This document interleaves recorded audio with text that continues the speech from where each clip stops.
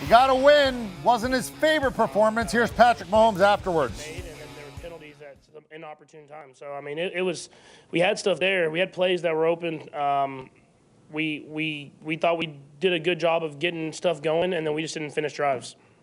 Patrick, can I ask you about two things? One, speaking of things we talk about every week, the drops. I mean, is there any – it's more data points, right, but any commonality that you're seeing in these things? Yeah, I mean – for me, all I can do is have better ball placement. I mean, on some of those, I mean, they're like the one to Tyreek, a little high and hard. So, I mean, just trying to find ways to make it easier on them. These guys make plays. I mean, I'm gonna keep throwing the football to them. They're gonna go out there and make plays happen. And if it happens, it happens. We'll move on to the next play. And the second thing, the uprights were like shaky from the wind. It looked like a few times. How much did that affect what you were doing? You trying to throw it harder to kind of break through that? Yeah, I mean. Makes the football move a little bit. So, I mean, I mean, there was the one throw maybe to Tyreek where I had a little pressure on my face if I could somehow get it out there. That could have been the one deep down the middle at the second quarter, I believe. So, I mean, just stuff like that. But, I mean, you can't – I mean, we're in Kansas City. I was in Lubbock before that, so I'm used to some wind. So, just kind of going out there and just try to execute the best you can. Patrick, I asked you earlier this week about Patrick Surtain. I know you got to this evening. Did you make a conscious decision like in the first half to not really throw the side he was on, and was it just how the plays were called? Yeah, I mean, we didn't have anything like that. I mean, we just called plays. We had some open receivers. They played the shell over the top, so there wasn't a lot of man-to-man situations. And we had drives going. We just didn't execute it long enough to score enough touchdowns that we wanted to. You also seemed a little shocked, I think, towards the end of the game where they called you, I think, for a false start or something, and then you and EB were talking along the sideline with the cameras. What was that conversation?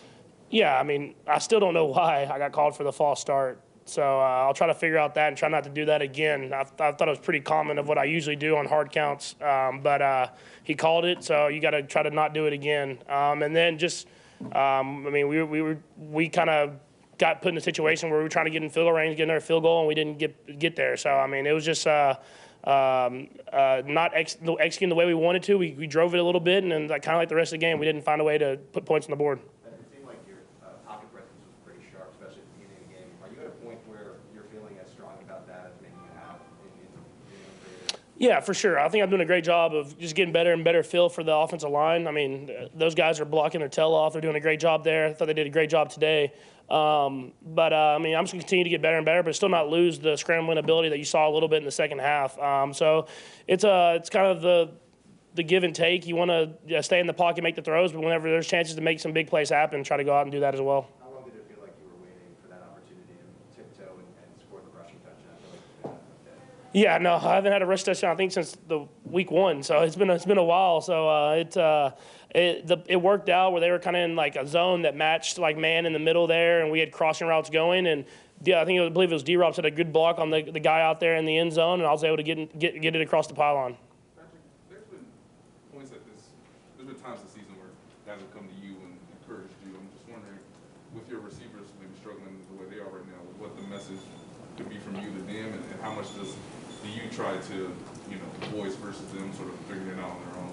Yeah, I mean, we know. I think they know from me and from all of us, and it's the same towards me as well. Is that they just have to be themselves. There's nothing they have to do extra. They have the talent. They have the playmaking ability. Just continue to go out there and be themselves. And I think kind of like I said, I think we'll continue to get better and better. We're still winning football games. We don't want to get lost in that. We're winning a lot of football games, and we're winning by pretty big margins. But we expect greatness from each other, and so we want to continue to get better as an offense, and the defense continue to get better, and hopefully create a great football team. Following up on Nate's question, this is last 6 seasons. This is the first time you guys have won a game where both Travis and Tyreek go for fewer than 50 yards each.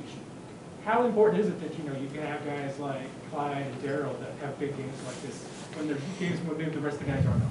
Yeah, I mean, you figure when you get to hopefully the playoffs and kind of try to run at this thing, guys are going to try to take away those two guys, and we'll do our best job of still trying to get them open, scheming them open different ways. But other guys are going to have to step up, and this week it was the running backs out of the backfield. Next week it might be other receivers, it might be different tight ends, and I think we have the guys to do it. We just got to continue to go out there and do it. Last two. All right, Chiefs playing well in terms of being on a winning streak, and rest of the way, it's all AFC, 3 divisional games, and then 2 games against the AFC North, starting home with the Raiders, and they're going out to LA with the Chargers, back home against the Steelers, then on the road at Cincinnati, and finishing up in Denver. Chiefs beat the Broncos on Sunday Night Football. Do you want a sports network that delivers everything that matters about the game? The highlights, the picks, the instant analysis, no yelling, no fake debates, no politics. Hit the subscribe button and never miss a moment.